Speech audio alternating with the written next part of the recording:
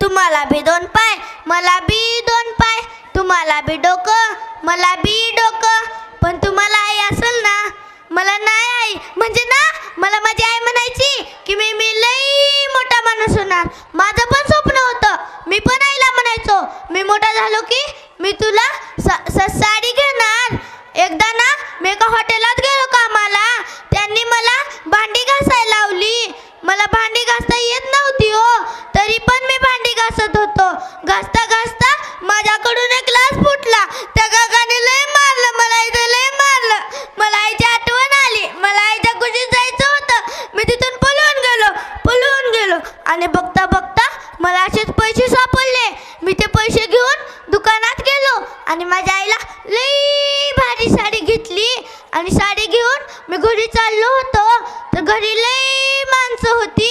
मला वाटलं दिवाळीचे, पण दिवाळी नव्हती. मी सगळ्यांना रेटत आतमध्ये गेलो, तर माझी आई तिथं आजी झोपली होती. तिच्या नाकात आणि तोंडात कापूस होता. मी आईला हलवत होतो, आई उठ ना, आई उठ ना, तरी पण आई उठत नव्हती. माझ्याकडे बघतच नव्हती. आई उठ ना, आई उठ ना. मी आईला साडी पण दाखवली, तरी पण आई उठत नव्हती. माझ्याकडे बघतच नव्हती. ते काका म्हणाले तुझी आई वरती गेली, तुझी आई देवाघरी गेली. आई तू बघते ना मला. आई एकदा ये ना ग आई, मला गुजीत घे ना ग आई. बघ ना मी किती दिवस झाले आंघोळ पण नाही केली ग आई.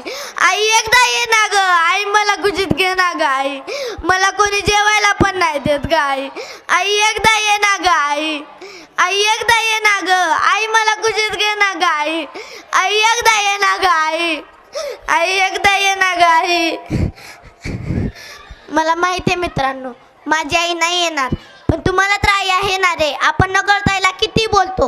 बोलू नका रे. काळजी घ्या, तिची काळजी घ्या. धन्यवाद.